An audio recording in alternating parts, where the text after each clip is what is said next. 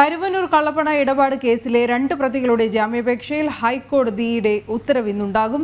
CPM നേതാവും വടക്കഞ്ചേരി നഗരസഭാ അംഗവുമായ PR അരവിന്ദാക്ഷൻ, ബാങ്കിലെ മുൻ അക്കൗണ്ടന്റ് CK ജിൽസ് എന്നിവരുടെ ജാമ്യാപേക്ഷയിലാണ് ഹൈക്കോടതി തീരുമാനമെടുക്കുക. കള്ളപ്പണ ഇടപാടിൽ PR അരവിന്ദാക്ഷന് കൃത്യമായ പങ്കുണ്ടെന്നാണ് EDയുടെ വാദം.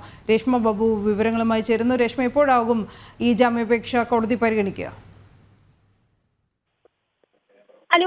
PR അരവിന്ദാക്ഷന്റെ ജാമ്യാപേക്ഷ നേരത്തെ 2 തവണ വിചാരണ കോടതി തള്ളിയതാണ്.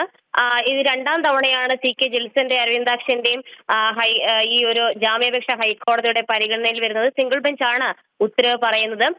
ഈ കള്ളപ്പണ ഇടപാടിൽ അരവിന്ദാക്ഷന് കൃത്യമായ പങ്കുണ്ടെന്നാണ് EDയുടെ വാദം. ഒപ്പം തന്നെ ഇരുവർക്കും, അതായത് ജിൽസനും അരവിന്ദാക്ഷനും യാതൊരു തരത്തിലും ഈ ഒരു കേസിൽ ജാമ്യം അനുവദിക്കരുത്, കാരണം കേസ് അട്ടിമറിക്കാനുള്ള ഒരു സാധ്യതയുണ്ട്, തെളിവുകൾ നശിപ്പിക്കപ്പെടാൻ സാധ്യതയുണ്ട് തുടങ്ങിയ വാദഗതികളും എൻഫോഴ്സ്മെന്റ് ഡയറക്ടറേറ്റ് ഹൈക്കോടതിയിൽ മുന്നോട്ട് വെച്ചിട്ടുണ്ട്. നിലവിൽ അരവിന്ദാക്ഷൻ പറഞ്ഞിട്ടുള്ളത് ഈ മറ്റ് സാമ്പത്തിക ഇടപാടുകളെ കള്ളപ്പണ ഇടപാടായിട്ട് ED വ്യാഖ്യാനിക്കുന്നു എന്നുള്ളൊരു വാദഗതിയാണ് അരവിന്ദാക്ഷൻ ഹൈക്കോടതിയിൽ മുന്നോട്ട് വെച്ചത്. നേരത്തെ അരവിന്ദാക്ഷന് മകളുടെ കല്യാണവുമായി ബന്ധപ്പെട്ട് ഒരു 10 ദിവസത്തേക്ക് ഇടക്കാല ജാമ്യം ഹൈക്കോടതി അനുവദിച്ചിരുന്നു. എന്തായാലും നിലവിൽ ഈ ഒരു കേസിൽ സിംഗിൾ ബെഞ്ചാണ് ഈ ജാമ്യാപേക്ഷയിൽ ഉത്തരവ് പറയുന്നത്.